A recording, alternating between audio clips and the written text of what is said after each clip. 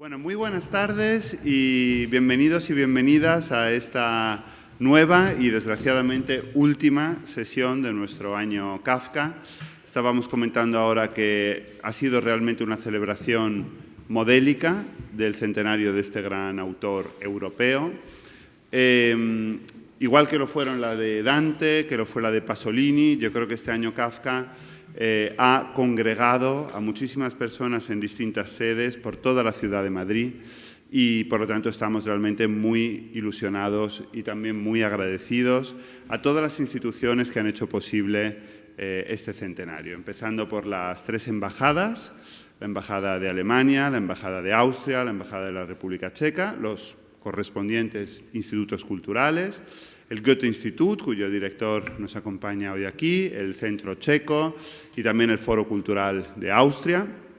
También quiero mencionar, y luego me referiré un poco más a ello, la importantísima tarea del Instituto Universitario de Lenguas Modernas y Traducción de la Universidad Complutense de Madrid, que realmente ha sido una de las almas, por no decir la principal, de este año Kafka. El Centro Sefarad de Israel, que también ha contribuido de manera magnífica, la editorial Galaxia Gutenberg, la Asociación Soy de la Cuesta, muchísimas asociaciones de la sociedad civil de Madrid que se han unido también a esta celebración. ¿Por qué creo que este año Kafka ha sido un éxito sin paliativos? No solo por la calidad de las muchísimas actividades que han tenido lugar de distinto tipo, no solo por la cantidad, porque realmente han sido varias decenas, con una constancia a lo largo de todos estos meses que ha sido verdaderamente extraordinaria, sino también porque hemos logrado eso que es tan difícil que se cumpla, y es una compenetración, una armonía, una fusión entre dos mundos que no siempre funcionan bien juntos, como son el mundo de la cultura, de las instituciones culturales, y el mundo de la universidad, de la academia. Y bueno, aquí yo creo que en el Círculo llevamos tiempo con este tipo de experimentos y esta vez ha funcionado muy bien. Kafka nos ha congregado de una manera exitosa también en este sentido. Quiero agradecer muy especialmente a Ignacio Salcedo, nuestro coordinador de Humanidades, por su coordinación muy encima del proyecto y muy autónoma y realmente muy bien hecha, a todo el equipo del Círculo que lo ha hecho posible, así como de las demás instituciones. Y hoy es un día muy especial para el Círculo, no solo por ser el último, sino también porque la gran protagonista es nuestra escuela SUR, nuestra escuela de profesiones artísticas, que tiene ya más de 10 años, Kafka cumple 100 desde su muerte, SUR ha cumplido recientemente 10 años desde su nacimiento. Y es un proyecto verdaderamente kafkiano, en el buen sentido de la palabra, porque nació justamente hace 10 años, muchos de los que estamos aquí estuvimos en su nacimiento, en su comienzo, justamente con esa voluntad, si queremos, antinormativa, antiinstitucional, transnacional, creativa, que creo que está también en el centro de la obra de Franz Kafka. Los alumnos de SUR son todos unos Kafkas en potencia, con esa creatividad que los anima, y también lo son nuestros profesores, y aquí tenemos un ejemplo de 3 profesores, Paz Olivares, Esther Ramón y David Sánchez Usanos, que además es el coordinador de investigación de la Escuela SUR, y al que voy a presentar brevemente porque luego él hará la presentación de Paz y de Esther. Quiero agradecerle a David también que haya pensado y coordinado esta mesa. Desde luego él no podía faltar en esta celebración Kafka porque es sin duda uno de los mayores expertos en España de la relación entre literatura y filosofía. De hecho, uno de sus principales libros se subtitula así, a 3 versos del final, Filosofía y Literatura, un libro extraordinario. Es también uno de los mayores expertos en España sobre Frederick Jameson, con quien tuvo una relación realmente muy estrecha hasta su reciente fallecimiento. Y dado que, como se suele decir en estos casos, donde hay publicidad resplandece la verdad, pues en este caso voy a hacer también publicidad, porque acaba de salir, y esto casi es una primicia periodística, si hay algún periodista en la sala, pues este puede ser uno de los titulares, acaba de publicar en la editorial del Círculo de Bellas Artes este magnífico libro de título, por cierto, kafkiano, Enfrentarse al espejo, que es un libro sobre las narrativas del fracaso en la literatura estadounidense, a la luz también de un gran proyecto de investigación, del que ha sido también un parte, justamente titulado Failure, sobre el concepto de fracaso que hemos tenido entre la Universidad Autónoma y el Círculo. David es, además de profesor de SUR, también profesor de la Universidad Autónoma de Madrid y, por lo tanto, también compañero de departamento. Así que muchas gracias a David por ser el moderador y animador de esta mesa. Gracias a todos ustedes por su presencia, no solo hoy, sino también en todas las demás actividades del año Kafka. Y vamos a disfrutar, yo el primero, de estas dos magníficas intervenciones. Gracias a todos.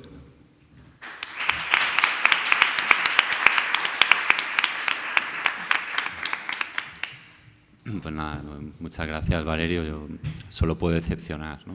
A partir de ahora. Pero entonces, como no voy a ser yo el protagonista, además lo pensé así, pues quizá esquive esa bala, como se suele decir. Sí querría reiterar a Valerio, además del agradecimiento y la bronca por ruborizarme. Luego, desde el punto de vista institucional, la confianza que siempre ha mostrado en los proyectos de la escuela, de las cosas que le propongo, y también a Nacho, ¿no? Que se mostraron los dos pues encantados de que la Escuela Sur contribuyese, ¿no? Al final, ¿no? A este fin de fiesta a Kafka que como dice él, pues creíamos que no podía faltar, ¿no? Por el carácter inspirador que tiene pues quizá uno de los escritores más especiales del siglo XX, ¿no? Y quizá por eso inimitable, ¿no? Es inspirador pero inimitable. Intentar imitar a Kafka te condena al patetismo, pero intentar esquivarle yo creo que es imposible, ¿no? Seguramente esté hoy aquí en la confluencia que hay, ¿no? Y ese Día de Acción de Gracias en Estados Unidos coincide con una huelga de autobuses en Madrid y con el encendido de las luces de Navidad, si no me han informado mal, ¿no? Pues, bueno, todo a la vez es Kafka y aquí estamos. Así que, bueno, muchísimas gracias a todos y a todas por venir. Veo caras conocidas y muy queridas, ¿no? entre el público, caras que todavía no he tenido el gusto de conocer, pero si estáis aquí seguro que moláis. Yo, de verdad, seré muy breve y nada más presentar a estas dos mujeres que me acompañan, me sentaré ahí para escucharlas mejor. Y lo que haremos, si os parece, será que sus intervenciones vayan seguidas y el turno de preguntas o diálogo, para que sea más fecundo, hacerlo después de ambas. En primer lugar, intervendrá Paz Olivares, sentada a mi derecha. Paz es una maravilla. Yo bueno, la conozco hace muchos años del ámbito de las revistas culturales. Paz es editora ahora en una editorial que se llama Niños Gratis, es profesora de narrativas en SUR, como ha dicho Valerio. Se ha dedicado al periodismo cultural de manera independiente. De esta etiqueta se abusa mucho, pero si hay alguien que lo cumple a rajatabla, es decir, con libertad y con rigor, pues es Paz, ¿no? Que la conocí en Factor Crítico, pero ha escrito en Culturamas. Bueno, organiza talleres, uno muy reciente de lectura sobre Stephen King, y se aventuró hace, ¿cuánto, Paz? Hace 5 o 6 años, Niño Gratis. Sí, casi 7. Casi 7, ¿no?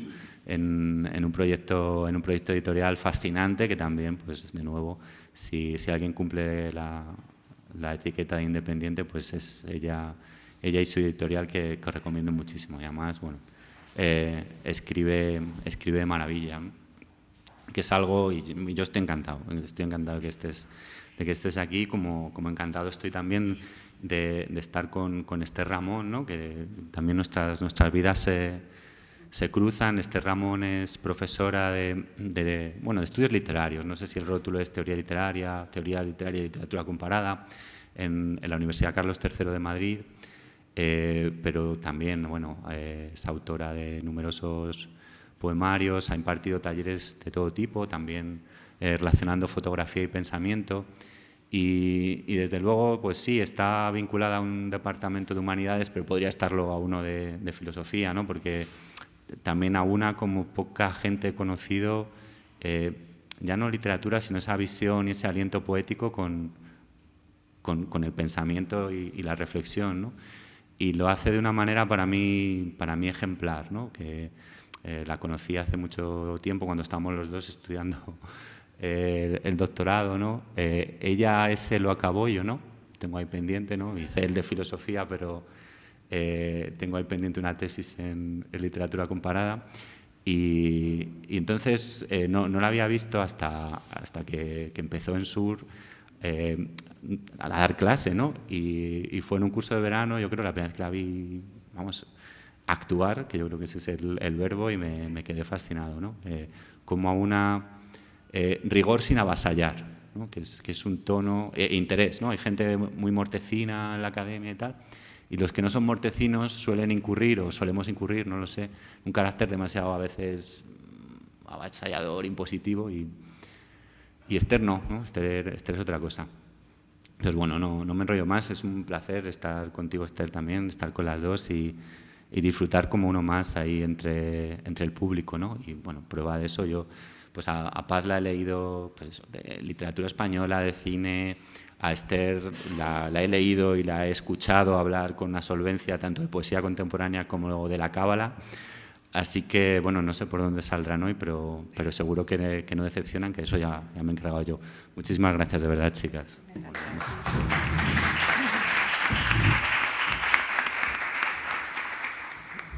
Bueno, muchísimas gracias, David, siempre tan generoso por los piropos. Gracias al Círculo de Bellas Artes y a Sur por invitarme y, bueno, cumplir un sueño para mí, hablar de Kafka, nada menos. Bueno, desde que hace más de 40 años, que se dice pronto, me encontré con un bicho que se llamaba Gregorio Samsa, que, como decía Monterroso a Vila Matas, soñaba que era un insecto que se llamaba Franz Kafka, que soñaba que era un escritor que escribía sobre un empleado llamado Gregorio Samsa, que soñaba que era un bicho. El estupor se mantiene intacto. Y para ser honesta, todos los años de lecturas que han seguido a esa tarde de invierno en la biblioteca del barrio no me han dado muchas más pistas acerca de la naturaleza del bicho. Porque a mí, como a cualquier adolescente atormentada que se precie, a mí lo que me interesaba de verdad era ese señor que tanto sabía de monstruos y de bichos raros, o sea, de mí. Luego el mundo se hace más ancho y uno amplía los intereses y parece que le importa menos el efecto y más el origen de ese efecto, y pretende profundizar en el análisis y acude a autoridades y a fuentes sofisticadísimas y reputadísimas y se relee el artículo de Adorno de cabo a rabo cuando maldita las ganas que tiene. Pero cuando toca escribir sobre Kafka, no queda más remedio que acudir a ese estupor, al asombro, al shock, al deslumbramiento primero. Y entonces vuelvo a preguntarme, ¿quién es este señor que sabe tanto de bichos? ¿Alguien lo sabe? Nadie lo sabe, ni Stack, y Adorno tampoco, claro. Ni siquiera sus contemporáneos tenían claro quién era Kafka. De hecho, no se ponen de acuerdo ni siquiera en el color de sus ojos. En el pasaporte de Franz Kafka se registró que era de gris azulado oscuro. Pero en los recuerdos recopilados por Hans-Gert Koch en Cuando Kafka vino hacia mí, los testimonios acerca de la mirada de Franz son sorprendentes. Una tal Anna Lichtenstein dice: «Me miró con sus ojos oscuros, que tenían aquella mirada tan triste, en realidad nada juvenil». Max Brod, su mejor amigo, habla de ojos audaces, de un gris resplandeciente. o Fred Benens dice que en un momento dado se dio cuenta de que los ojos oscuros de Franz eran azules, algo de lo que no se dieron cuenta mucho, parece, ¿no? Mucha gente. Como Dora Diamond, que asegura que tenía los ojos marrones, tímidos y resplandecían cuando hablaba. De ese mismo resplandor se acuerda también Vera Nabokov, porque resulta que los Nabokov subían al mismo tranvía que usaba Kafka en Berlín en 1922. Vera afirmaba que nunca cruzaron una palabra porque por aquel entonces no sabían que era él, que Kafka era Kafka. Pero nunca olvidó, y cito de manera literal, aquella cara, su palidez, la tirantez de la piel, aquellos ojos tan extraordinarios, ojos hipnóticos resplandeciendo en una cueva. Nadie sabía de qué color eran sus ojos, pero todos recuerdan el resplandor. Supongo que esto mismo es un poco lo que sucede, ¿no?, con su obra. Lo que resplandece en la obra de Kafka es puro enigma y de ahí la fascinación. Llevamos un siglo buscándole el sentido a algo que ya nos lo avisó el propio autor. No existe, no lo tiene, no hay sentido. No voy, por supuesto, a sumarme al sinsentido y añadir una interpretación más, pero sí quiero curiosear y seguir preguntándome por esta fascinación común que hoy nos reúne aquí a todas, a todos, ¿no? Y que nos lleva a acercarnos una y otra vez a la obra de Kafka, aunque sigamos sin encontrar la recompensa de las respuestas, el alivio, ¿no? ¿Quién es este señor que sabe tanto de bichos? Gracias a la investigación de Rainer Stack, conocemos bastante de la vida de Franz Kafka. Sabemos que no era alemán, aunque escribía en alemán, en una Praga cuya mayoría lo hacía en checo. Sabemos que se le educó en la fe judía dentro de una comunidad fundamentalmente católica, aunque también sabemos que después de leer y apasionarse por Nietzsche, dejó de interesarle Dios. No así el yiddish, no así el lenguaje, no así el sionismo, ¿no? Sabemos que era un lector voraz, que admiraba por encima de todo a Flaubert, a los grandes, a Cervantes, a von Kleist, un jurista como él, ¿no?, a Dostoyevsky. Sabemos que era un escritor encerrado en un agente de seguros. Sabemos que era un hijo despreciado por su padre y un hombre que despreciaba su propia imagen, que por eso mismo la relación con su cuerpo era conflictiva. El relato brevísimo, La lucha de las manos, que no sé si ustedes lo conocen, ilustra bien la disociación que sufría Kafka ante su cuerpo. Os lo leo porque es breve y merece la pena. Bueno, a mí me gusta. Mis dos manos empezaron a pelearse. Cerraron el libro que yo había estado leyendo y lo echaron a un lado para que no estorbase. A mí me saludaron protocolariamente y me nombraron árbitro. Y sin más demora empezaron a entrelazar los dedos y a perseguirse al borde de la mesa, ahora hacia la derecha, ahora hacia la izquierda, según cuál de las dos hiciera más fuerza. Yo no les quitaba la vista de encima. Si son mis manos, tengo que juzgar con ecuanimidad, pues de otro modo sería yo mismo quien habría de cargar con el peso de un dictamen erróneo. Pero mi misión no es fácil. En lo oscuro, entre las palmas de las manos, se aplican una serie de trucos que no puedo pasar por alto. Por eso aprieto la barbilla contra la mesa y ahora no se me escapa nada. Durante toda mi vida he privilegiado a mi mano derecha, sin por ello tener nada en contra de la izquierda. Si la izquierda se hubiera quejado alguna vez, yo, que soy condescendiente y justo, de inmediato habría puesto fin al abuso. Pero ella nunca decía nada. Se limitaba a colgar de mí y mientras la derecha, por ejemplo, levantaba mi sombrero, la izquierda tanteaba temerosa mi muslo. Esa no fue una buena preparación para la lucha que está teniendo lugar ahora. Muñeca izquierda, ¿cuánto tiempo vas a poder resistir los duros embates de la derecha? ¿Cómo van a liberarse tus dedos de muchacha, de la presa de los otros 5? Esto ya no me parece una pelea, sino el fin de mi mano izquierda. Ya está arrinconada en el rincón izquierdo de la mesa, mientras la derecha se menea sin parar de arriba abajo sobre ella, como un émbolo. Si a la vista de esta situación desesperada no me viniese a la mente la idea salvadora de que son mis propias manos las que están luchando y que puedo separarlas con un leve tirón, poniendo fin así a la pelea y al dolor, si no me viniese a la mente esa idea, la izquierda acabaría arrancada de la muñeca y arrojada fuera de la mesa, y quizá luego la derecha, en el desenfreno de la victoria, saltaría sobre mi rostro atento como el infernal perro de 5 cabezas. En lugar de eso, las dos reposan ahora la una sobre la otra. La derecha acaricia el dorso de la izquierda y yo, árbitro deshonesto, expreso mi conformidad asintiendo con la cabeza.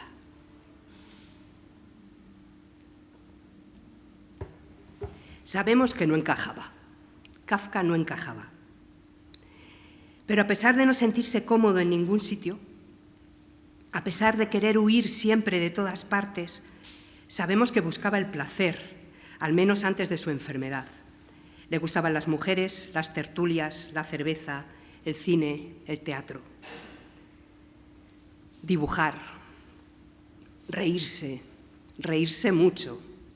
El mismo Kafka relata en una carta a Felix Bauer el ataque de risa incontrolada que le entró frente al presidente del Instituto de Seguros de Accidentes de Trabajo, la compañía donde trabajaba, en una reunión solemne donde se le informaba de manera oficial su ascenso y que tuvo que abandonar casi a trompicones y entre carcajadas.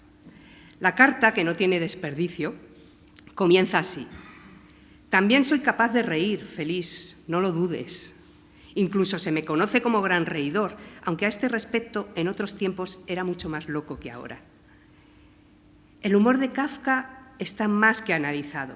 Toda su obra contiene momentos hilarantes. A mí me gusta especialmente el fragmento del proceso donde se describe la sala de abogados de los negociados del tribunal, que seguro recordáis, ¿no? Herencia directa, o a mí al menos me lo parece, del slapstick del cine mudo, al que era muy aficionado Kafka, por cierto. Dice así, es breve. Es probable que se asuste del personal que esté allí reunido. La sala baja y estrecha, asignada a ellos, denota ya el desprecio que el tribunal tiene para con esta gente.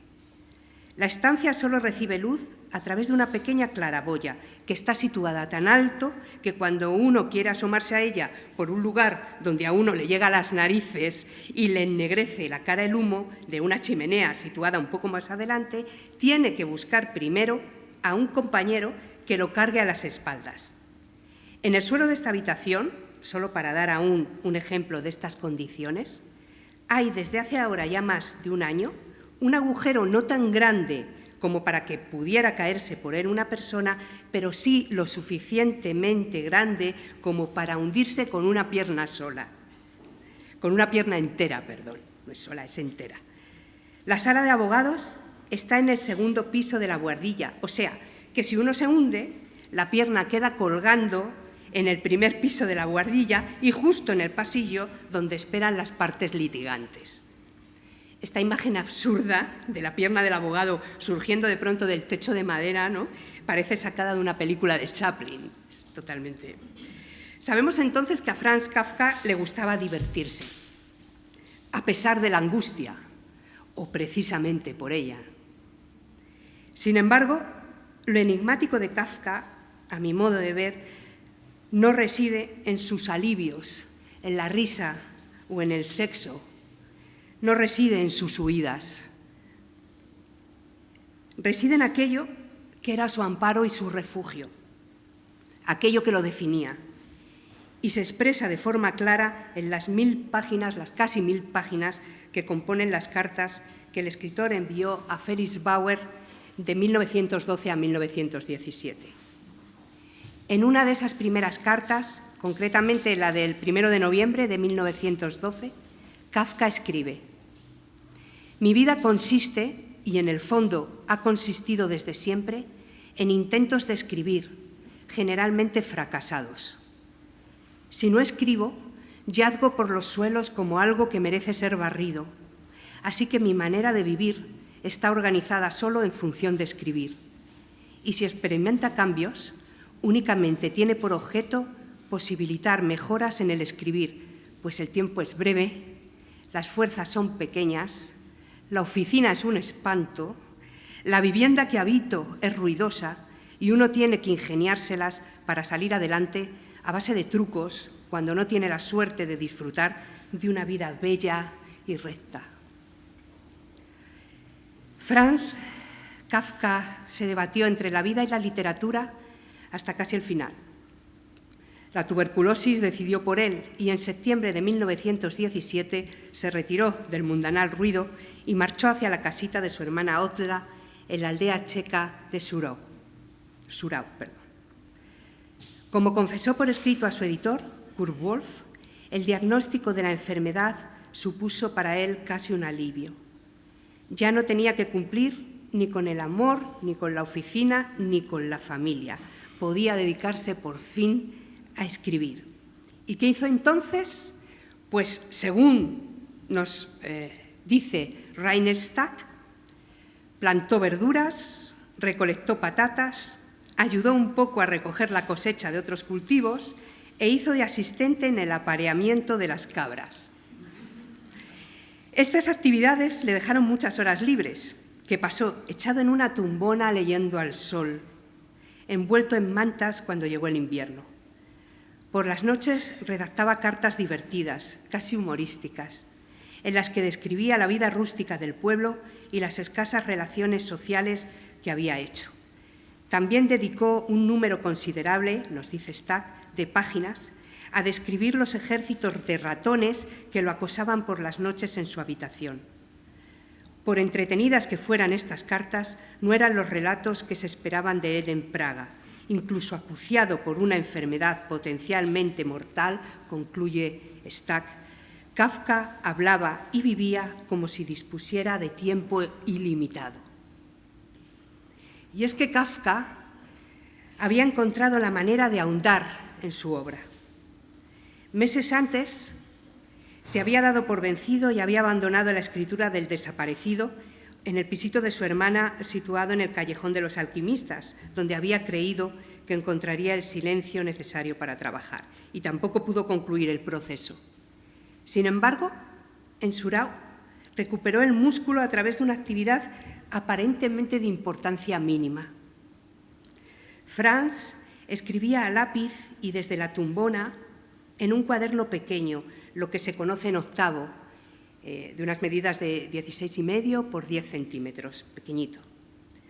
La caligrafía descuidada, plagados de tachaduras y correcciones, estos cuadernos, ¿no? Esbozos de relatos, comentarios de sus paseos, muy frecuentes, por cierto, los paseos. A Kafka le encantaba pasear, tanto como a Robert Balzer, con el que, por cierto, se le comparó cuando publicó Contemplación en 1912. La propia editorial los comparó. En los cuadernos en octavos, decía, aparte de fechas, anotaciones y datos desperdigados, la mayoría de lo escrito consistía en reflexiones e imágenes de carácter metafísico, muy lejos de los relatos de ratones. Los dos cuadernitos conservados son el germen de los aforismos que están publicados, por cierto, en Acantilado, el pasado febrero lo publicó, y antes lo había publicado Sexto Piso con el título de Aforismos de Surau. Y es que aquí, en estos aforismos, es donde a mí, por lo menos, el resplandor de Kafka me parece cegador. El aforismo 24 reza así: entender la suerte de que el suelo sobre el que estás no puede ser más grande que los 2 pies que lo cubren. Esto es Kafka, este enigma, este fragmento que es puro fulgor. Me explico. Uno de los aspectos más destacados de la obra de Kafka es lo que Santiago Martín Arnedo denomina estilo vertical. Este término se refiere a una concepción del arte y la realidad en la que cada momento narrativo es autosuficiente, como un fractal que refleja el todo en diferentes escalas. Para entendernos, el estilo horizontal en música, por ejemplo, vendría a representarse por un Wagner, ¿no? O un Chopin. Es decir, la pieza musical nos cuenta una historia, las notas se enlazan con el fin de encontrar la melodía y así, a través de altos y bajos armónicos, conducirnos hacia el final, que puede ser apoteósico o tendente a la gravedad, ¿no? En función del estilo de cada autor, de cada compositor. Sin embargo, el estilo vertical en música estaría más bien representado por un Bach, ¿no? Si tomamos como muestra la partitura del aria de las variaciones Goldberg, que es bastante conocida, pero si no, os animo a que la busquéis, sin tener formación musical alguna y en un primer vistazo, advertimos que las notas en el pentagrama están dispuestas de manera simétrica y especular, como un espejo, ¿no? Dibujan patrones y forman una continuidad rítmica que se mantiene hasta el final de la última cadencia. A Bach no le importaba tanto la melodía, ni la historia, ni el efecto final. Le importa cada una de las notas que aparecen en el pentagrama porque cada una de ellas es esencial en ese reflejo global, total. Por eso cualquier pieza de Bach nos parece de una densidad apabullante. La pieza de Bach podría escucharse de manera infinita, eternamente, y siempre nos sonaría igual, ¿no? Frente a las variaciones y altibajos emocionales de cualquier romántico, con Bach nos enfrentamos a un estado emocional constante, a una atmósfera donde cada una de las notas funciona como pincelada esencial de ese paisaje anímico. Pues esto mismo me parece que ocurre con Kafka cuando lo leemos, ¿no? Cada una de las palabras que el perfeccionista Kafka colocaba en sus composiciones tenía su función única y particular. El estilo vertical de Kafka arma estructuras arquitectónicas en sus novelas.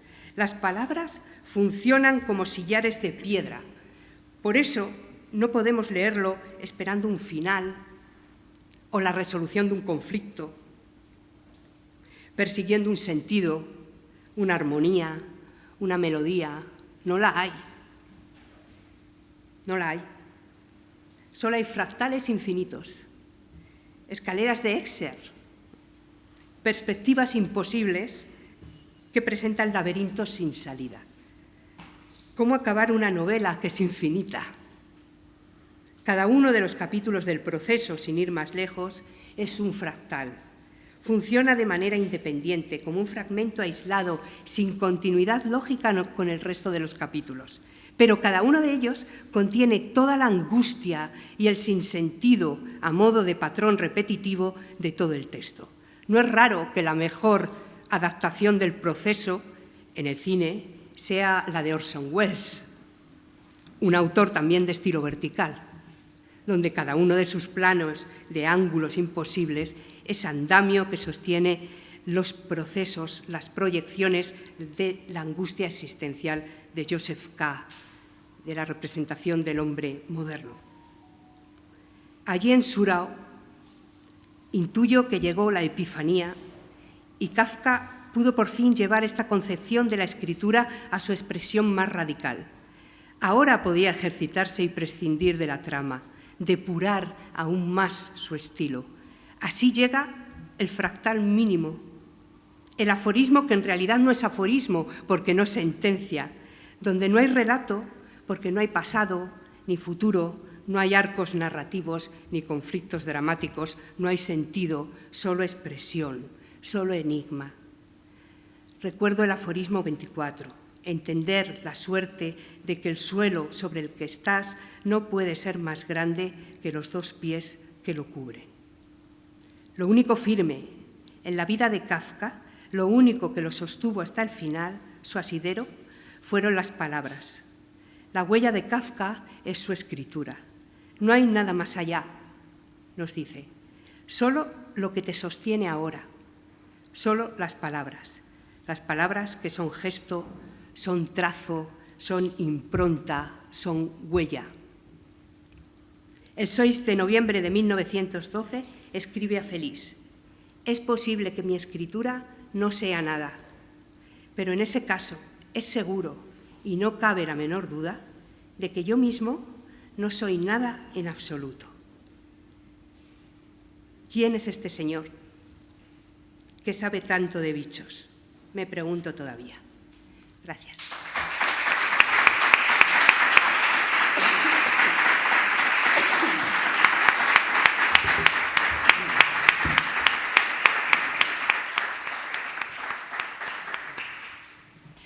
Qué privilegio empezar ahora después de escuchar a Paz, y además no había leído su texto previamente, aunque nos habíamos puesto un poco de acuerdo, más o menos, ¿no? Porque se sabe muy bien de dónde se parte, pero nunca a dónde se llega cuando empezamos a elaborar algo así. Pero curiosamente esta alusión a las palabras arquitectónicas en Kafka me da también el pie para esto que quería contaros hoy y que realmente me ocupa desde hace muchos años. Encontré unos fragmentos en los diarios de Kafka que tengo todavía en la cabeza y que realmente, gracias también al Círculo, a David por las invitaciones, pues he podido elaborar un poquito más, pero como siempre todo quedará inacabado porque toda ruina kafkiana así lo va a demandar. No sé si os habéis dado cuenta de que en la obra de Kafka, supongo que sí, proliferan muchísimo los escondrijos. Escondrijos, casas muy cerradas y aisladas, madrigueras, lugares en los que pareciera que no se puede llegar a habitar del todo. Realmente en las novelas mayores, digamos, en la obra más importante o que se cree más importante de Kafka, podemos ver, por ejemplo, en una novela como El Castillo, algo que podríamos vincular, y voy a hablar de nuevo, me temo, David, de la cábala, es inevitable en Kafka, si estamos hablando de Kafka. Algo que se refería en la cábala luriánica, se decía que había un mito que decía que el mundo es un gran castillo, y evidentemente el castillo de Kafka así lo dice de una manera muy peculiar, en el cual hay una gran cantidad de puertas, en cada puerta hay una llave, pero ninguna llave corresponde a la puerta en la que está. Y que la labor del ser humano durante la vida es itinerar, errar de una puerta a otra, a ver si de una vez conseguimos que alguna de esas llaves encaje con la puerta y podamos entrar a algún sitio. Eso significa también que la condición humana, y esto lo recoge Kafka magníficamente en su obra, es un gran itinerar, muchas veces sin sentido, aunque pretendamos dárselo, en el cual cuesta mucho encontrar un lugar en el que refugiarse de verdad, en el que habitar. Vamos a hablar mucho de la imposibilidad de habitar. Decía que en las grandes obras encontramos esta idea, sin duda, también, por ejemplo, en la transformación, que no la metamorfosis, muy diferente concepto, uno de los relatos más conocidos del autor. Y sabéis que en este relato la casa familiar se convierte para esta persona que se transforma en bicho, y digo bicho porque Kafka nunca quería que se nombrase a los bichos que él mencionaba en sus obras, ¿no? Se ha dicho muchas veces que era la cucaracha, ¿no? El hombre que mutaba en cucaracha, pero él, por ejemplo, tuvo una discusión con su editor cuando quería hacer un dibujo del bicho en cuestión, ¿no? Y decía, de ninguna manera, por favor, es que no, es un bicho, no quiero que sea un bicho en concreto, ¿no? Bueno, algunos atrevidos, has mencionado a Nabokov, y algunos atrevidos como Nabokov, que sabéis su inmensa afición por los insectos también, pues él dijo que era un escarabajo y que además era un escarabajo que podía volar, y esto añadía como algo nuevo al relato, ¿no? Una persona que podría haber trascendido, ¿no?, de ese lugar. Pero lo que realmente es muy interesante de este relato es que la casa familiar, a la cual el personaje principal no iba mucho porque estaba siempre trabajando, y de hecho es un relato que habla sobre todo de alienación, una alienación con la que podemos conectar mucho hoy en día, realmente se convierte en una cárcel. Y esta cárcel primera, que es la cárcel de la familia, la cárcel de de la primera casa, ¿no? De la casa paterna sobre todo, ¿no? Porque es el padre el que va a marcar indefectiblemente esta sensación que va a arrastrar Kafka en toda su obra y en toda su vida, pues también se va a trasladar, y esto es lo que más me interesaba hoy reseñar y fijarnos un poquito más, en textos que parecen un poco más subsidiarios. Has mencionado los aforismos, también, por ejemplo, los diarios de Kafka. Y precisamente en un pasaje del diario de Kafka, un pasaje dedicado a su propia educación, aparece un personaje muy curioso, que es un personaje esbozado a medias, y realmente es esbozado a medias porque, como en muchos de los textos que muchos críticos consideran que son inacabados, pero claro, Kafka tenía esta cosa de dejar sin terminar las cosas, ¿no? Son como una especie de arquitectura, pero de la ruina, ¿no? De la ruina o de algo que no se ha querido cerrar, ¿eh? Porque cerrar también es clausurar y también puede ser encerrar. Decía que en este pasaje del diario de Kafka aparece un personaje lleno de misterio que, en medio de lo que nos tiene acostumbrados Kafka, que es esta prosa absolutamente ágil, certera, cargada de ironía, cargada también de un humor muy peculiar, ¿no? Muchas veces humor negro, ¿no? De repente apareció otro tipo de narración en los diarios y aparece como una especie de fogonazo, una luz que tal vez es demasiado intensa o sana para la que nos tiene acostumbrados normalmente este autor. Dice así, y empieza in media res, con lo cual no sabemos lo que habría antes de ello. Me hubiera gustado y habría preferido ser ese pequeño habitante de unas ruinas, tostado por el sol, el cual, entre los escombros, sobre la hiedra tibia, me habría iluminado por todas partes, aunque al principio me habría sentido débil bajo el peso de mis buenas cualidades, unas cualidades que habrían crecido en mí con la fuerza con que crecen las malas hierbas. Ahí lo deja, después empieza a contar otro tipo de cosas, otros acontecimientos cotidianos, otras reflexiones. Es apenas una rendija, pero una rendija por la que podemos atisbar la posibilidad de lo salvaje, de lo no civilizatorio, de lo no domesticado, que, curiosamente, unos párrafos más abajo, cuando parecía que había cambiado completamente de tercio, insiste todavía Kafka en manifestar, deslizándose este personaje por un hueco en el muro desprendido, algo mayor esta vez. Vemos el intervalo de su paso e imaginamos el ángulo espontáneo que trazan algunos de los saltos de este pequeño habitante de las ruinas, encima de los restos de una escalera en espiral que se abandona ahora a arbitrarias geometrías, o tal vez sobre los dientes cariados del saledizo de lo que en algún momento, en algún tiempo pretérito, fuese una ventana, y de ventanas vamos a hablar también, y que ahora nada abre a la mirada sino lo ya abierto, creciendo como la hiedra entre la argamasa del texto que un día parece ser que estuvo bien labrado, como los edificios de los seres humanos en los que vivimos, y apuntalando paradójicamente con su sola presencia la precariedad de todas las casas, también, por supuesto, de los refugios, de las madrigueras que encontramos en la obra de Kafka y que son un espejo de las nuestras. Dice así, un poquito más allá. No, en plena ciudad me han educado, en plena ciudad. No, por ejemplo, en alguna ruina en las montañas o junto a un lago. Hasta el momento, mis padres y sus secuaces quedaban cubiertos y ensombrecidos por mi reproche.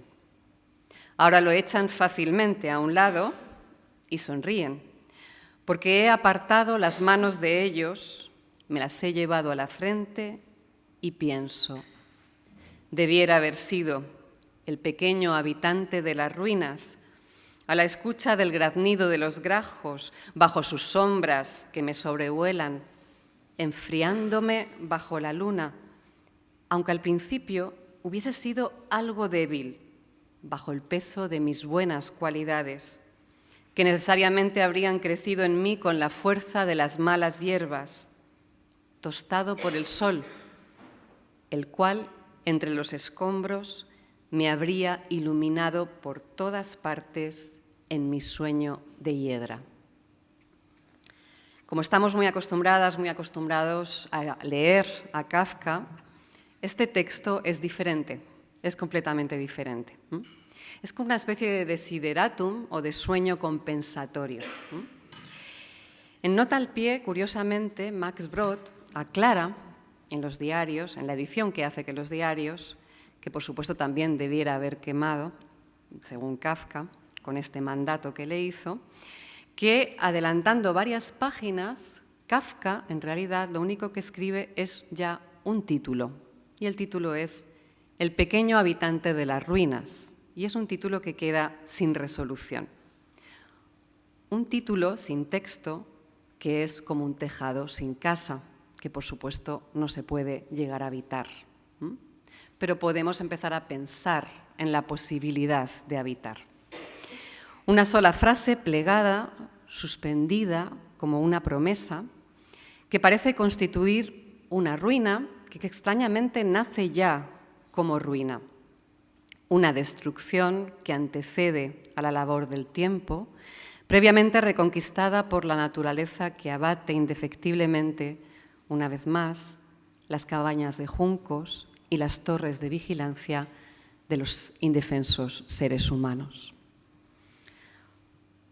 Como si Kafka, debilitado bajo el peso de sus buenas cualidades, hubiera vislumbrado el tesoro en el fondo y después de arremangarse con la intención de hundir los brazos y atraerlo a la superficie, habría finalmente comprendido que todo esfuerzo sería inútil, que nada podría rescatar, que nada podría regalarnos sino un breve destello, una fuente apenas entrevista, un diminuto riachuelo inefable que escapa a la mirada cerrada y a la articulación, sin memoria del origen ni punto de llegada, un mero transcurrir fragmentario que ilumina entre los escombros.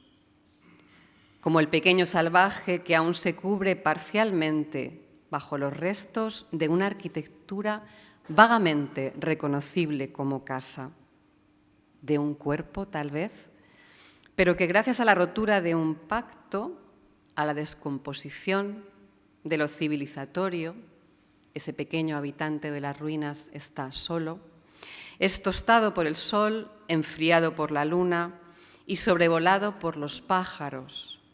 Es decir, está en contacto casi total con la naturaleza. Es casi de nuevo su criatura. Casi.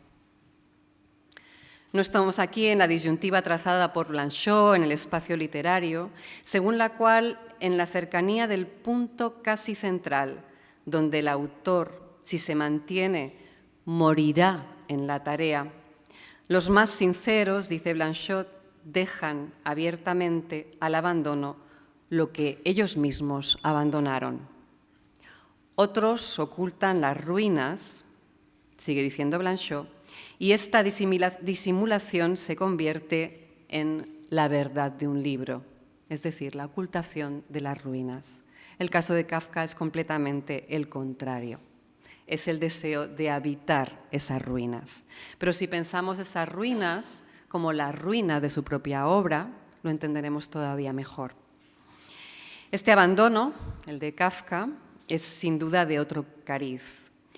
Como muchos otros del autor, que recordemos, dejó una buena parte de sus escritos incompletos y en muchos casos de manera absolutamente premeditada, equiparando ese espacio incierto de lo que se deja a medio construir y de lo que está a punto de derrumbarse, ese espacio intermedio e indistinguible.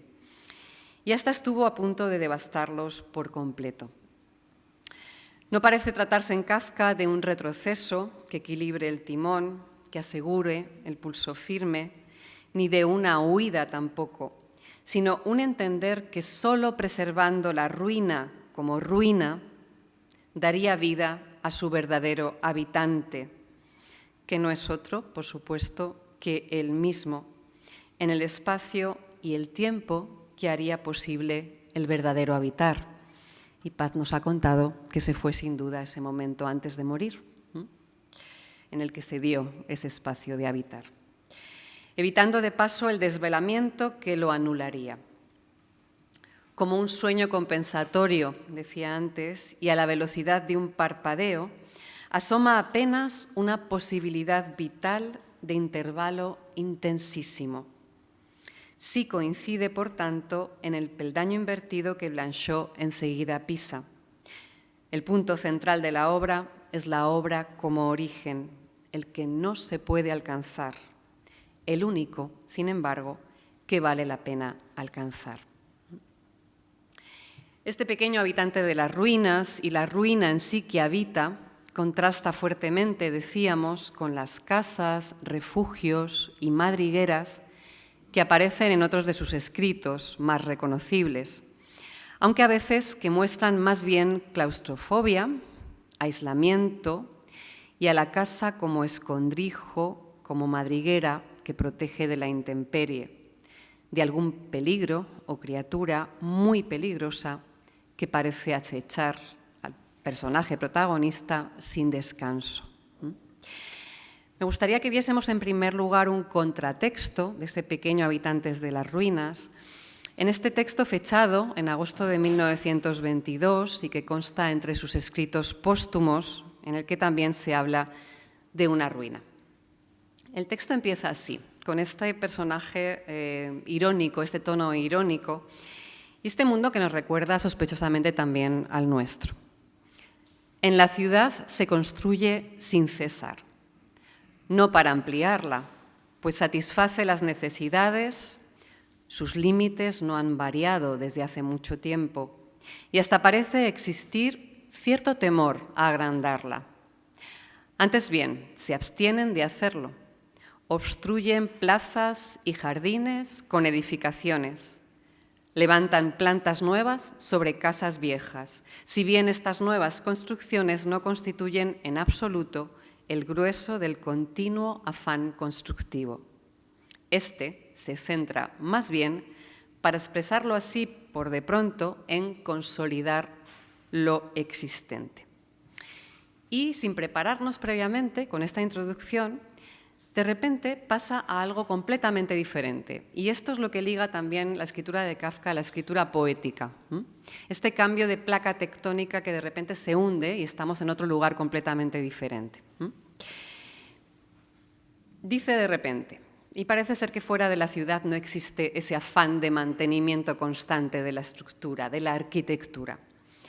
Las ruinas que se alzan sobre el monte Roma son los restos de una casa que, según cuentan, se construyó allí hace más de 1000 años. Un comerciante rico, viejo y solitario la mandó construir, dicen, y la casa se desmoronó poco después de su muerte. Difícilmente se encontraría entre nosotros alguien que quisiera vivir en un lugar tan alejado de la ciudad. Así pues, la edificación quedó expuesta a la destrucción en el curso de los siglos, cuyo trabajo es, desde luego, más esmerado que el de los obreros de construcción.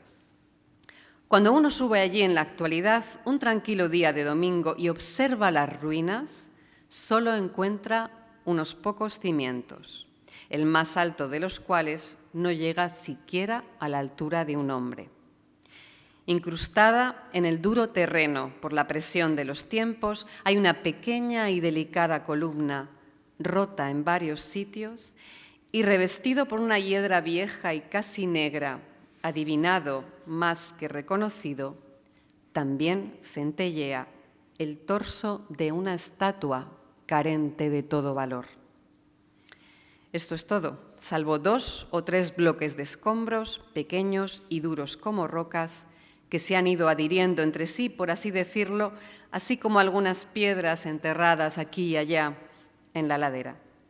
Por lo demás, todo ha sido quitado de en medio, llevado quién sabe a dónde, como desgreñado por el viento y esparcido por los aires. Claro, ¿a quién no le ha fascinado entrar en una edificación derruida, ¿no? Entrar en esas habitaciones tomadas ahora por la vegetación, a ver cómo ese paisaje ha cambiado por completo? Creo que es algo que forma parte de la fascinación del ser humano por sus propias construcciones y por su fragilidad, por su vulnerabilidad, ¿no? Pero aquí tenemos también esa correlación que trazaba Gastón Bachelard, por ejemplo, a través de la fenomenología, entre la casa y el ser.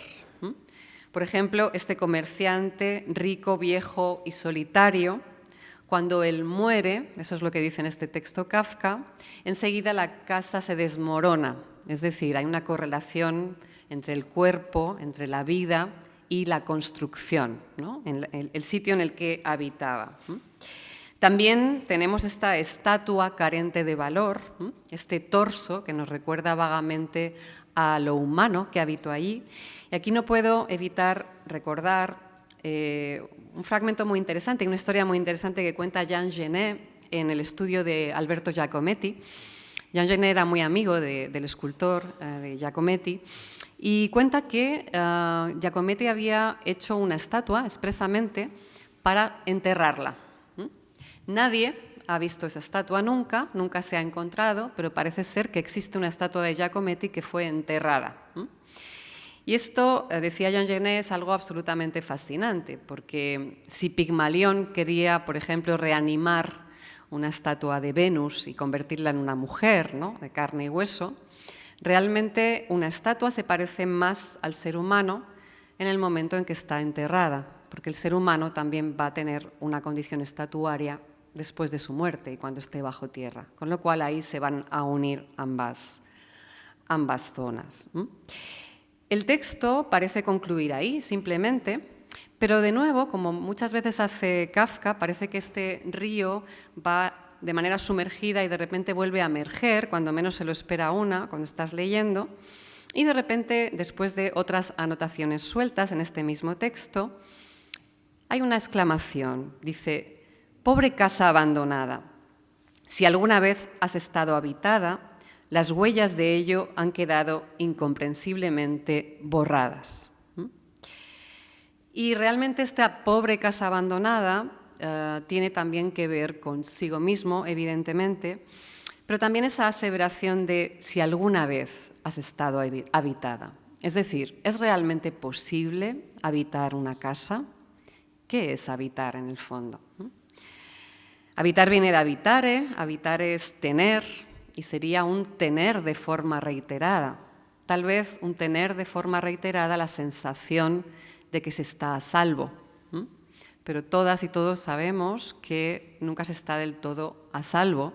Si ese estar a salvo tiene que ver con la finitud. En cualquier momento algo puede acaecer, incluso puede derrumbarse nuestra casa. Eso es algo que en Kafka se completa continuamente. De esa imposibilidad de habitar de verdad y hasta de descansar, nos habla también la obsesión de Kafka por el encierro. Un encierro que a veces es un encierro obstinado, voluntario, pero siempre sufriente. A veces es el encierro simplemente de un estudiante, podemos pensar en un opositor, que pasa la vida encerrado en su habitación y que no sale nunca a la calle, al aire libre. Está demasiado concentrado en su tarea y por tanto va demorando la vida. Y esto, en estas vidas agitadas que llevamos, tan concentradas en el trabajo, nos suena peligrosamente. Aquella vida que siempre posponemos por nuestras supuestas obligaciones.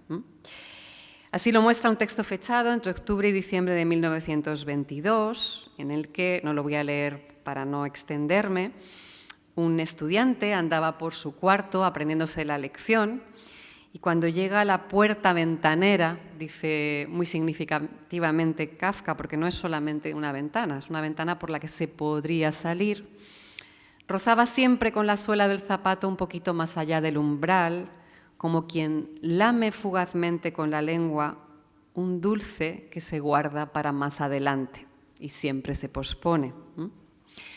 Y aquí la ventana es, por supuesto, también un ojo.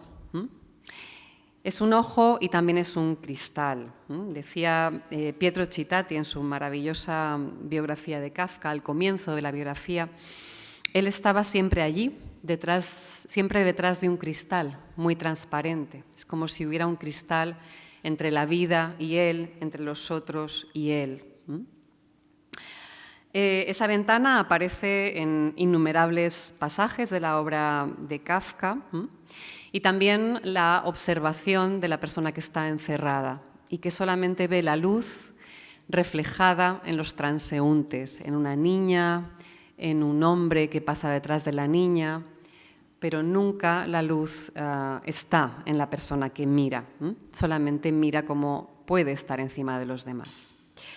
Este aislamiento de los personajes de Kafka a veces llega a ser mucho más opresivos y, sin querer tampoco, es que podría estar aquí hablando mucho más tiempo, pero no quiero, ya me lo dejo para el artículo, pero voy a intentar resumir un poquito más, pero sin querer tampoco dar más extensión de la cuenta. Realmente hay una obra muy, muy significativa y que tal vez es la última obra de Kafka, no se sabe a ciencia cierta, la datación de los textos pues no lo permiten, pero sería la obra que parece que está inacabada, pero yo creo que no, que aposta está escrita así, Der Bau. Der Bau lo digo en alemán porque realmente la traducción puede ser también una reducción, ¿no? Si solamente hablamos de la obra, a lo mejor esto no es una reducción, porque la obra es la obra de construcción, ¿no? Una construcción, una obra, pero también puede ser, por supuesto, la obra literaria. No sé si habéis llegado a leer este texto, supongo que mucha gente sí. Aquí un supuesto topo, y aquí Kafka me corregiría sin duda, pero bueno, para manejarnos, un supuesto topo es el personaje que está hablando de su absoluta neurosis. Y su neurosis es que no conoce el descanso en la construcción enloquecida de su propia madriguera, que va agrandando, que va perfeccionando una y otra vez, pero en la cual jamás logra descansar. Cuando se duerme un poco, enseguida se despierta de manera muy neurótica, muy paranoica, pensando que en cualquier momento va a entrar el enemigo que va a tomar ese lugar. Y de hecho también cuando Kafka habla de sus casas, que a veces son hoteles, también habla muchas veces de cuarteles. El tema militar está muy presente. Siempre es la confrontación con los otros el gran peligro. En Der Bau, como digo, en esta construcción, este ser no logra salir sobre todo de su propia mente y de su propia obsesión. No logra jamás descansar. Pero esa necesidad de madriguera tiene sus antecedentes. Por ejemplo, hacia la primavera o comienzos de verano de 1922, con la llegada precisamente del buen tiempo que podría disfrutarse, Kafka escribe: «Quería esconderme en el monte bajo, me abrí paso por un trecho del camino con la azada, luego me oculté y quedé a salvo». Es decir, esto podría ser el relato, por ejemplo, de un maquis, después de la Guerra Civil, por ejemplo, en España, ¿no? Alguien que quiere esconderse porque le pueden atrapar. Y también, por ejemplo, adentrándonos un poquito más en la excavación, dice: estamos cavando el pozo de Babel. Pero ¿por qué hay que cavar? ¿Por qué hay que sumergirse en la tierra? ¿De qué quería esconderse Kafka? ¿Y por qué parecería que era imposible el descanso, que no hay refugio posible? Encontramos casi todas las respuestas en la famosa carta al padre, que por cierto el padre parece ser que nunca se dignó a leer. Hay un momento de la carta al padre que tampoco voy a leer para no alargarme más, en el que le dice: querido padre, me has preguntado por qué te tengo tanto miedo, porque siempre tiemblo cuando estás cerca. No supe qué contestarte, te lo digo ahora por carta, y este intento de contestarte siempre va a ser incompleto. Pero el recuerdo de Kafka en ese momento que le traslada a su padre es el de un niño muy pequeño que pedía agua por la noche, como tantos otros, sin cesar, probablemente pues porque se había despertado y tenía miedo, o porque simplemente quería una figura materna o paterna a su lado. Y el padre salió, le cogió al niño, le cogió, le llevó al balcón, abrió la ventana, le llevó al balcón y le dejó ahí en camisón durante toda la noche. Dice, en aquella ocasión fui obediente, pero a partir de entonces, dice, siempre sufría pensando, angustiado, que aquel hombre gigantesco, Hermann Kafka, mi padre, la última instancia, pudiese venir en cualquier momento sin motivo y llevarme de la cama al balcón y que yo, por tanto, no era absolutamente nada para él. Este miedo persigue sin duda a Kafka y es mucho más interesante ver que precisamente cuando se habla de la obra de Derbau, hay también una alusión, varias alusiones a la obra, a Derbau, en esa carta al padre. Y dice lo siguiente, y esta es la trampa que siempre lo persigue, porque es cierto, como decía muy bien Paz, que realmente su obra fue también su refugio, pero a la vez también fue su cárcel. Ese mismo refugio siempre conseguía ser una cárcel, porque lo que hacía es lo mismo que hacía el topo de Derbau, agrandarla infinitamente, ver las posibles salidas, los posibles recovecos, dejar sitios sin terminar, derrumbar algunas galerías, pero lo que no podía hacer Kafka era salir fuera y vivir. Y por eso debía indefectiblemente seguir escribiendo. Dice en Carta al Padre, hablando de esa trampa que siempre le persiguió, todo va acompañado de un sinnúmero de preocupaciones, pero estas no son lo decisivo. Las preocupaciones consuman ciertamente la obra, como los gusanos acaban con el cadáver, pero el golpe definitivo viene de otra parte. Es el agobio general que produce el miedo, la debilidad, el desprecio de sí mismo. Es como si uno estuviese prisionero y no solo no tuviese intención de evadirse, cosa que tal vez llegase a lograr, sino también de hacer obras para transformar la prisión en un palacete de recreo para uso propio.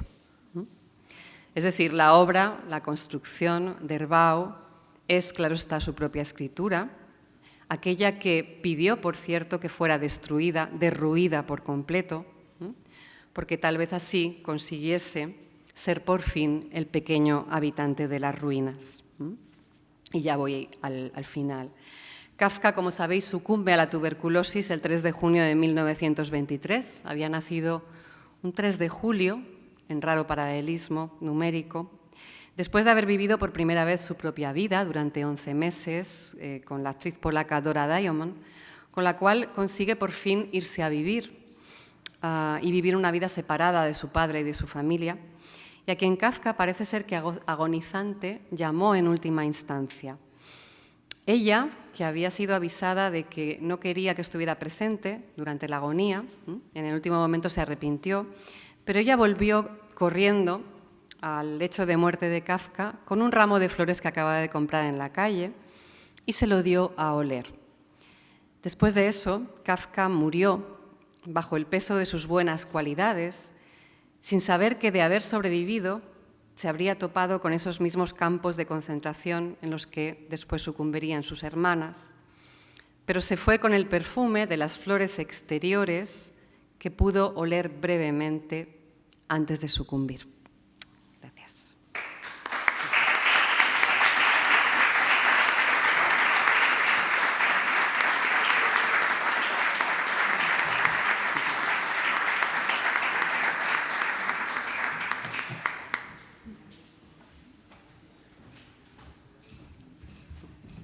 Pues nada, muchísimas gracias a las dos. Tenemos tiempo para conversar y no me refiero necesariamente a los que estamos en la mesa, sino los que estáis en la sala también.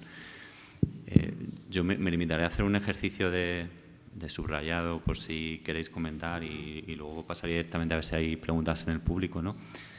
Pero me ha gustado mucho, como sospechaba, y me ha gustado también porque habéis subrayado otro Kafka, ¿no?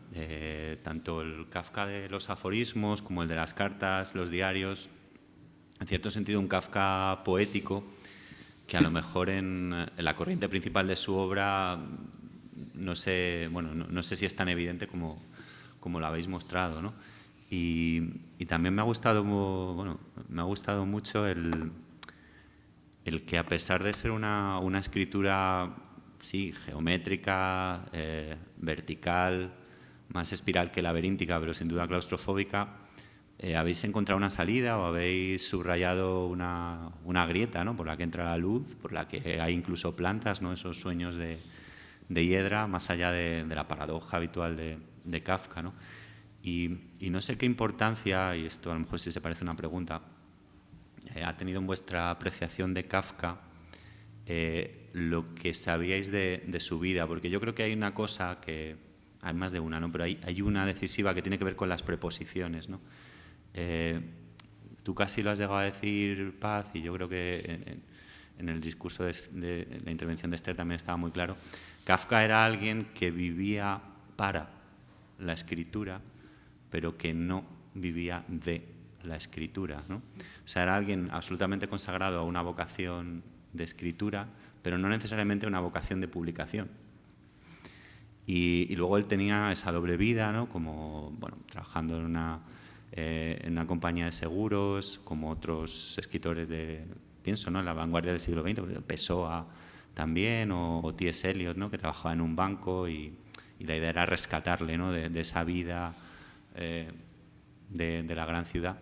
Entonces, no sé qué peso ha tenido esto cuando lo descubrieseis en vuestras trayectorias, que por lo que os conozco os podéis reconocer muy bien, ¿no?, en ese uso de la preposición y no sé, quizá buena parte de los que estemos aquí, en si os gustó Kafka desde el principio, ¿no?, o os tuvisteis que educar o perseverar de alguna manera para encontrar la poesía que nos habéis traído, que no era fácil, ¿no? No es un autor fácil para encontrar, ¿no?, esa luminosidad que habéis logrado. Bueno, yo en mi caso creo que en esto no soy muy original. Cuando lees a Kafka con 14, 15 años, si tienes la suerte de empezar con la transformación, que entonces yo lo leí como la metamorfosis, ¿no?, yo creo que ahí sí es un Kafka sencillo, o sea, sencillo, quiero decir, conecta muy bien con el alma adolescente, ¿no? Porque sobre todo si eres un adolescente un poquito, pues eso, conflictivo, que tiene problemas en casa, ¿no?, familias desestructuradas, que te crees un bicho raro, ¿no?, este tipo de cosas que conectan muy bien con la adolescencia. Si entras y empiezas con Kafka ahí, yo creo que ya eres kafkiana ya de por vida. Es verdad que luego te encuentras con el castillo y no es lo mismo, evidentemente hay que hacer un esfuerzo, pero es un poco lo que venía a hablar, ¿no?, en el texto antes. Hay algo que hechiza de Kafka, no sabes por qué continúas leyendo.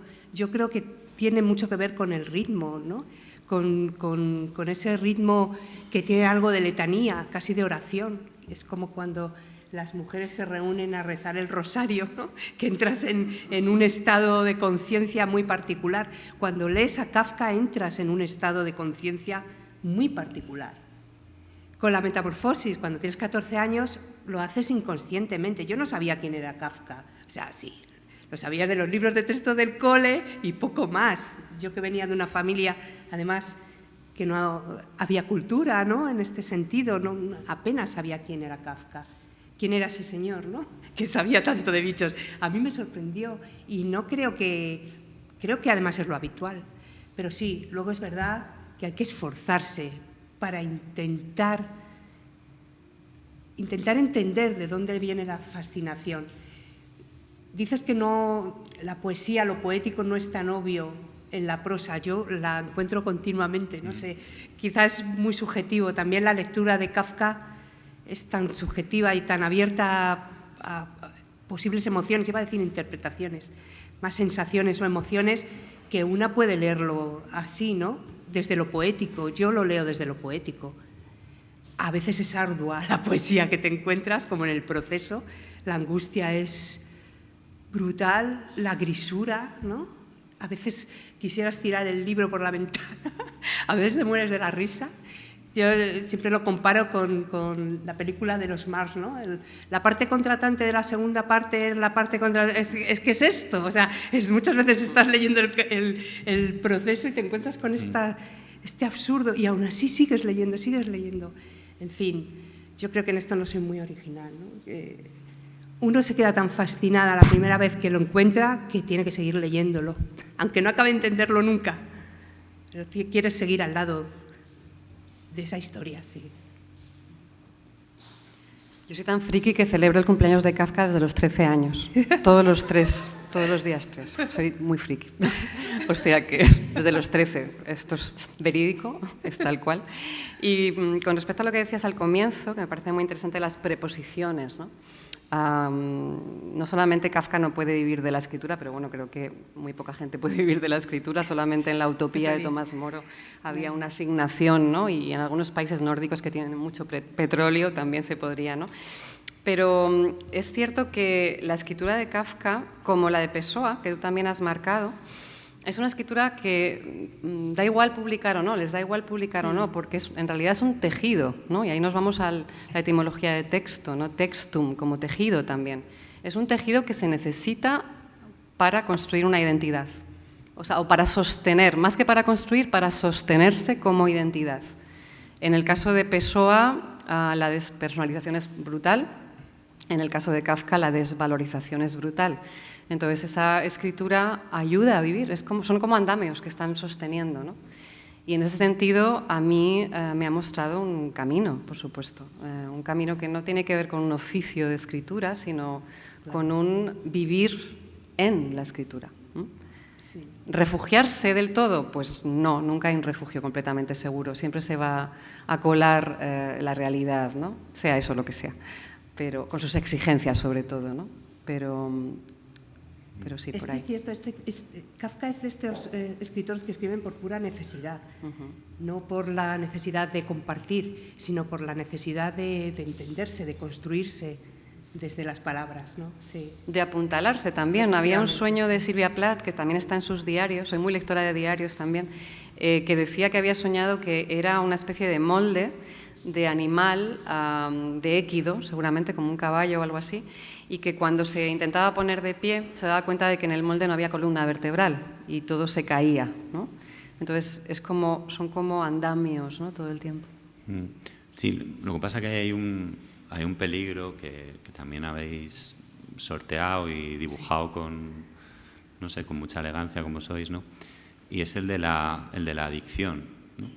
Porque claro, tú lo decías muy bien ahora, Esther, pues la escritura para estos tipos o estas mujeres, que también las hay, evidentemente, que se consagran a algo, es lo que te permite sostenerte y deambular en un mundo de ruinas, de zombies. Ahí las metáforas son muchas, ¿no?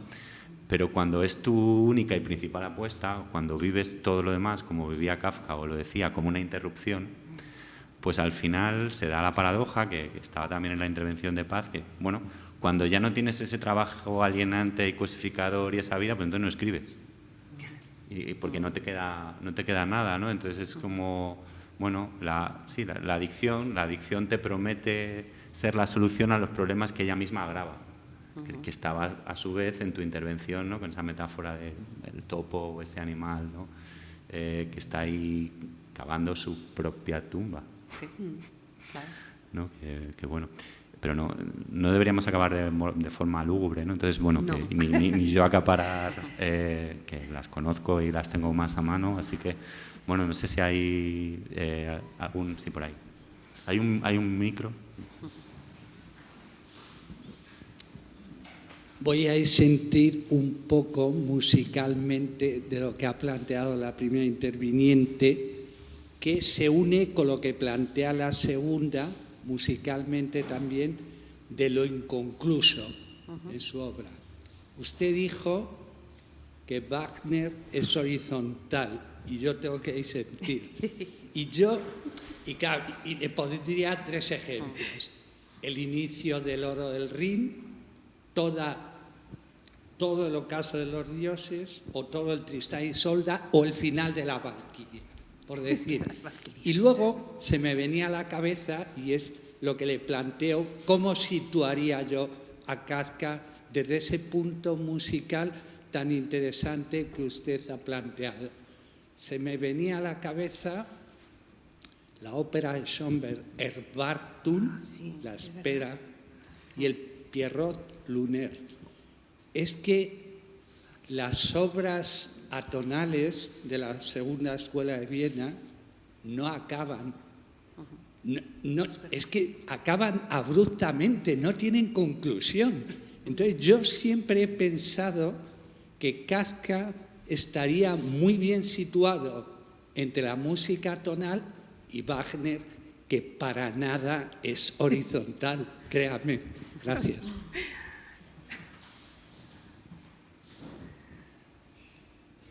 Gracias por la apreciación, sí, estoy muy de acuerdo, aunque Wagner sí considero que tiene ese punto narrativo que coincide con la idea del estilo horizontal o expansivo. Esto, como todo, es muy subjetivo y no hay nunca zonas blancas y negras, ¿no? Pero me ha encantado que hayas aludido a las piezas atonales, porque es verdad, ahí veo a Kafka representado muy, muy, muy acertadamente. Qué bonito, sí, gracias.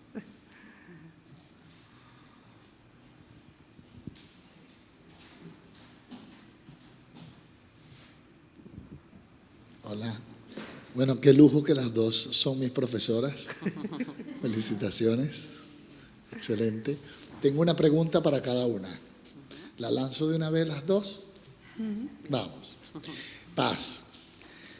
Contigo vimos narrativa, y yo soy fan de Kafka y soy fan de las primeras líneas de las obras, de cómo una primera línea te atrapa. Y también leí La Metamorfosis hace años y todavía recuerdo que es algo así como: aquella mañana, después de una noche de insomnio, Gregorio Samsa amaneció convertido en un enorme bicho. Y ya de ahí uno no puede parar de leer. Entonces el valor, y hablaba del tejido, el valor de ese comienzo que ya después no puede parar, que un Kafka es primordial. Esther, hay algo que me ha atrapado de años y me ocupa en un proyecto para niños, que es la famosa leyenda de la muñeca de Kafka.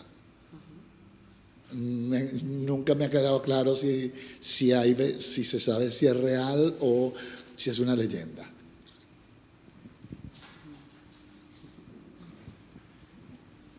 Bueno, en cuanto a los inicios, sí, ¿qué voy a decir? Es uno de los mejores inicios de toda la historia de la literatura universal, ¿no? El inicio de la transformación. Coincido que se teje ya el ritmo, o sea, directamente hay una trenza y está trenzado y tienes que continuar, ¿no? Por eso aludía a la sencillez, a cómo capta, ¿no? Kafka desde el principio también su manera de escribir era sentarse y hasta que no acababa no se levantaba, ¿no? Con lo cual ese pulso narrativo es que está ahí, es que es el cuerpo de Kafka, es que está, o sea, podía morir en el intento, pero tenía que acabar la historia y fluye, esa fluidez en la transformación comienza y no decae.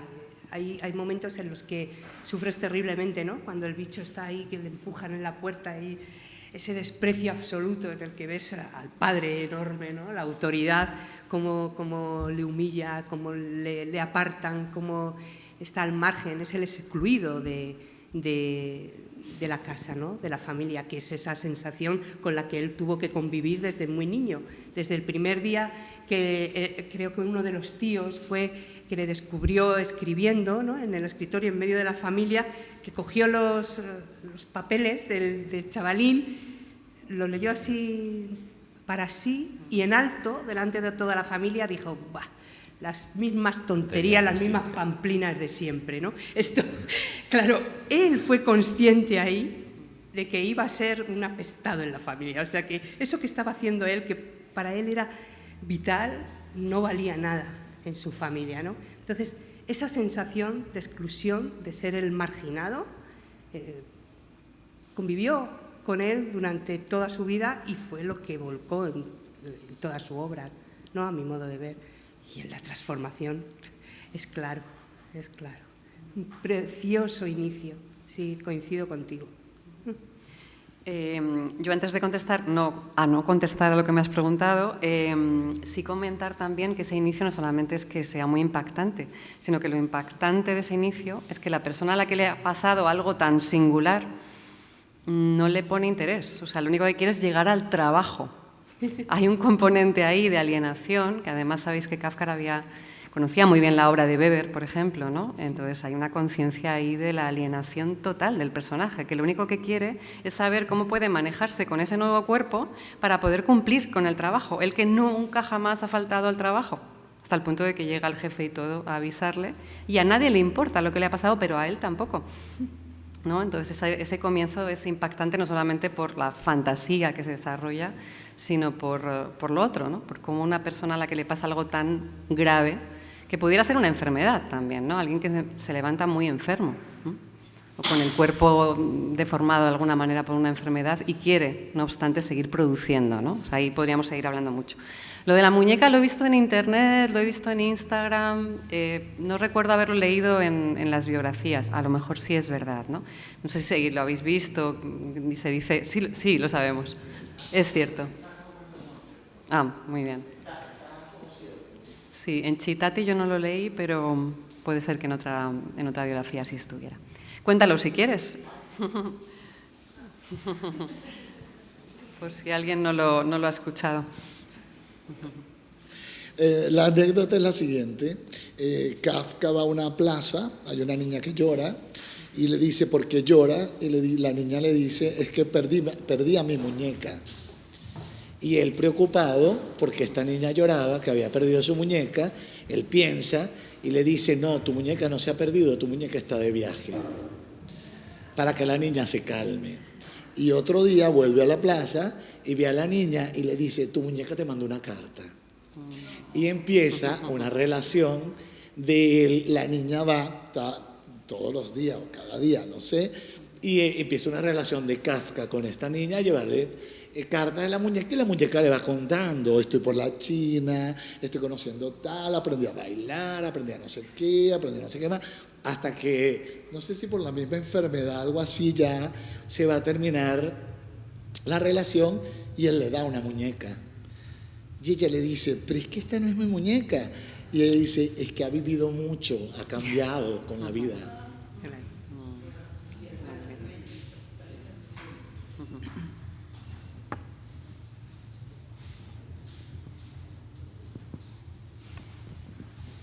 Muchísimas gracias por las dos conferencias.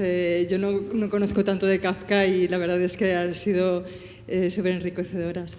Con respecto a este último comentario de Esther, de que Gregorio Sansano se pregunta qué es lo que le haya pasado, me recuerda también a una cosa fascinante del proceso, que es que en ningún momento se pregunta que por qué vienen a por él.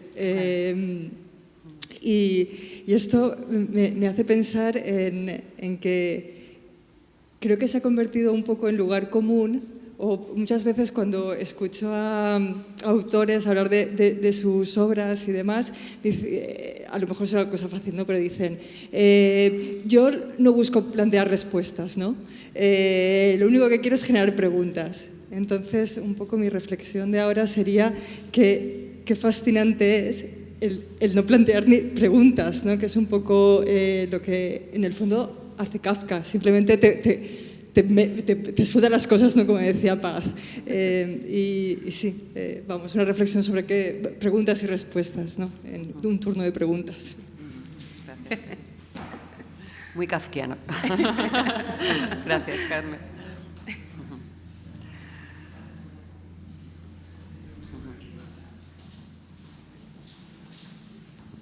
Bueno, muchas gracias. La verdad es que han sido dos intervenciones extraordinarias. Enhorabuena a las dos. Dos preguntas, una muy breve para ti, me interesa tu opinión. Sí. ¿Tú crees que el estilo vertical de escritura ha fracasado, ha perdido definitivamente la batalla literaria del mercado hoy en día, o hay alguna esperanza en una resurrección? Yo creo que hay esperanza, sinceramente. A lo mejor soy una optimista ilusa, pero sí creo que hay esperanza. Hay esperanza desde el momento en que hay escritores y escritoras que aún escriben por necesidad, no para la resolución de una trama. Entonces, cada uno tiene su estilo, y en el momento en que tú empiezas a escribir para entenderte o para construirte pueden pasar muchas cosas. No necesariamente todas esas cosas tienen que construirse de manera lógica.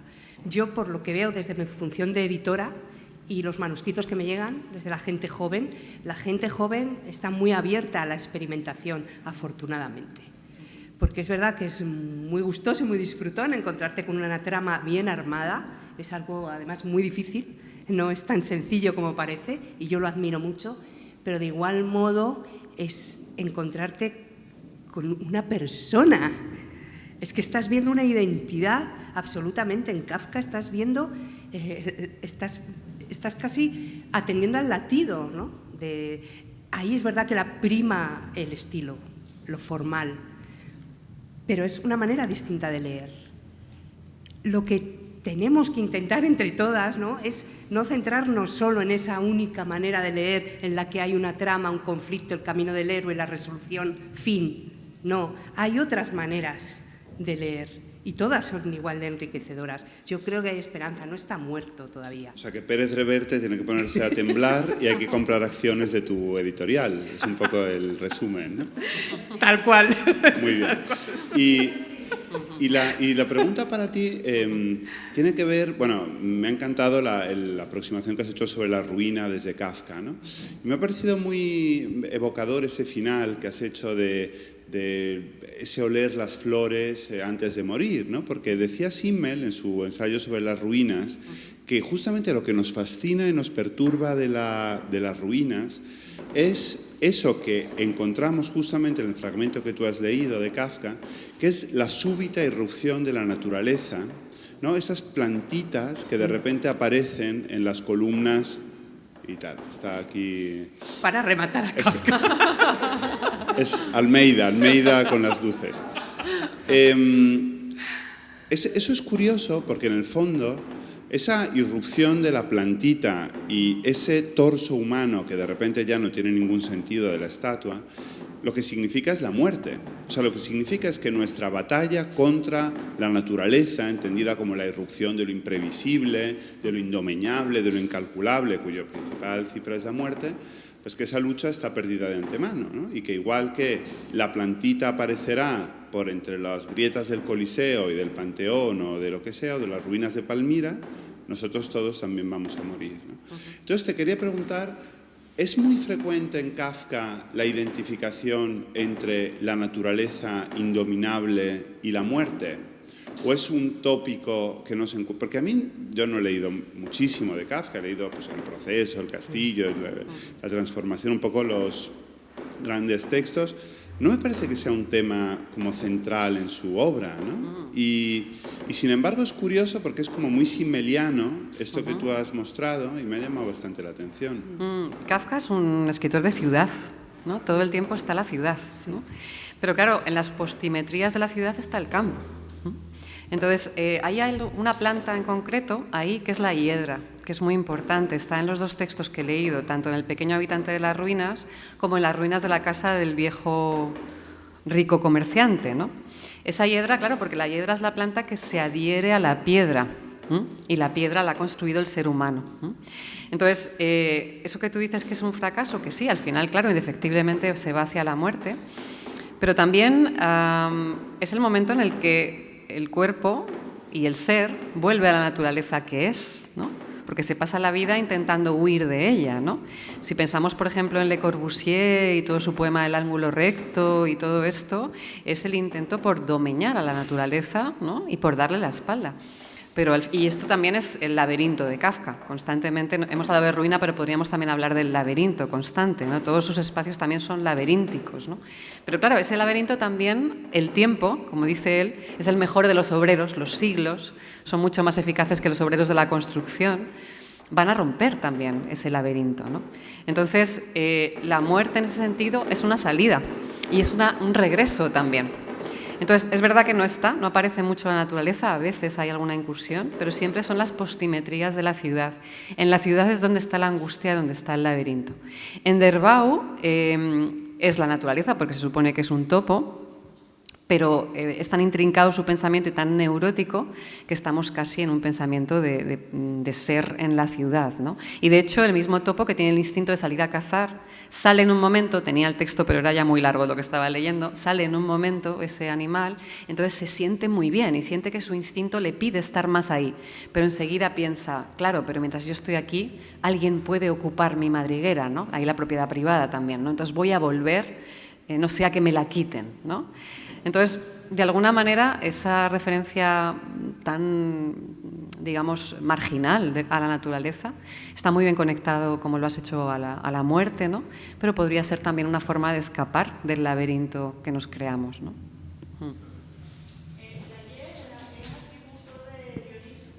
También. Sí. También. Sí. Sí, sí, sí. Totalmente. Gracias. Bueno. Sí, yo, vamos, no sé, por continuar en realidad con lo de Valerio, que era una cosa que también tenía pendiente yo, que las dos preguntas de Valerio en realidad son la misma, yo creo, porque tienen que ver con el tiempo, ¿no? Con una escritura espacial y con lo de la vida y la muerte, ¿no? Como una versión extrema de la soledad, que es una cosa que os quería preguntar, ¿no? ¿Cómo lidiáis vosotras con el tipo de soledad que plantea Kafka, ¿no? Que son relatos en los que hay un personaje que no tiene ni nombre, sí, en el que no se relaciona con nadie, sino con una entidad extraña que puede ser la ciudad, habitada por gente como él, que son, bueno, quizá poetas agazapados, pero que por fuera no los distingues, ¿no? Y entonces es alguien al que no le vale ni el suelo, porque el suelo no puede ser más grande que, ¿no? que la pisada, y que se pasa la vida buscando una puerta que se abra con la llave que le han dado, ¿no? Y que al final, que me recordaba, que también rimaban muchísimo vuestros textos, me recordaba esa búsqueda de la casa un poco a ET, ¿no? O sea, como que tiene un punto extraterrestre, sí, sí, la escritura de Kafka, y cómo es esa llamada de, bueno, esto en un momento dado está muy bien, pero quiero irme a casa donde está mi casa, y ahí como si la literatura fuera la nave que le va a llevar a algún otro lugar, pero no hay, igual que no hay trama, no hay narrativa y no sabemos si no hay tiempo ni naturaleza, o si la naturaleza es la muerte o la vida. No sé cómo lidiáis vosotras con ese tipo de personaje que sí parece que se mantiene constante en toda la obra de Kafka, que es alguien solo. ¿No? Es que más que solo está aislado. Sí, sí, claro. Yo lo leo desde ahí, o sea, no es una soledad buscada, es un aislamiento impuesto que no se sabe de dónde, ¿no? Aquí es muy buen ejemplo el proceso, ¿no? Joseph K., ese aislamiento absoluto. O sea, está rodeado de un montón de gente que a su vez están aislados, nadie se entiende con nadie, todos se limitan a obedecer, ¿no? A cumplir con su función sin saber dónde va a llevar su función. Digamos, retrata muy bien, ¿no? Este tipo de sociedad especializada, dedicada a su pequeña celdita de conocimiento y de, no sé, no es tanto soledad como aislamiento, yo creo. Mucho mejor, entonces ya está, ¿no? Quedamos mucho no más sé, tranquilos. bueno, yo qué sé, o sea, yo lo leo así. Yo lo leo así. Vale. Sí. Bueno, planea todo el tiempo la incapacidad del vínculo, sin duda es lo que más sí, planea, ¿no? De Está comunicación. Ahí, claro, hay una incapacidad total, ¿no? Pero incluso proactivamente, o sea, él corta lazos. Hablamos de Kafka, de los personajes, a ver, si hay incapacidad no puedes tampoco activarlo, ¿no? Pero es curioso porque en este pequeño habitante de las ruinas es una soledad diferente, ¿no? Y ahí el tema de la horizontalidad y la verticalidad que planteabas antes, si pensamos, por ejemplo, en las 3 lecciones de tinieblas de Valente, ¿no? O en alguien como Pau Celan, por ejemplo, ¿no? En el que la horizontalidad sería el vínculo con los demás y la verticalidad sería como una unión contigo misma o con una espiritualidad o con un entendimiento, un conocimiento de sí, ¿no? Hay textos de Kafka que nos muestran la imposibilidad de estar en horizontal y de vincularte, y otros textos que nos muestran esa posibilidad de verticalidad, y uno de ellos es ese pequeño habitante de las ruinas, que a mí me recuerda mucho también a esta película de Antonioni, El deserto rosso, no sé si la recordáis, en la cual Es una película asfixiante, ¿no? En un entorno completamente industrial, ¿no? Hablando también de esas construcciones humanas que nos agotan y que nos agobian y asfixian. Pero en medio hay como una especie de sueño, ¿no? o de relato que hace la madre al niño, que es una niña que está sola y que está en una spiaggia rosa, en una playa rosa que existe. Bueno, Valerio seguro que igual la conoce, ¿no? No sé si está por Sicilia o algo así. Creo que existe, ¿no? En Calabria puede ser, sí, una playa de arena rosa. Y esa niña es absolutamente feliz y está en lo salvaje, no en lo civilizatorio de la ciudad. Está también en lo salvaje como el pequeño habitante de las ruinas. Y esa soledad es gozosa y no depende de la horizontalidad, sino que está en una verticalidad. Esa verticalidad que también ansiaba el propio Kafka. Y tiene que ver con sostenerse en su propia identidad sin esa minusvaloración constante que introyectó desde su padre, claro. Bueno, podríamos hablar fascinante de estos temas. Bueno, no sé si hay alguna pregunta más. Si no, la verdad es que iba a decir que era inesperado, pero bueno, despedimos a Kafka con fuegos artificiales, música, gente riéndose, así que bueno, pues todo cuadra. Muchísimas gracias a las dos, a Nacho, a Valerio desde luego, y a toda la organización y a los que habéis venido en esta tarde tan kafkiana a estar aquí a celebrar. Muchísimas gracias, de verdad.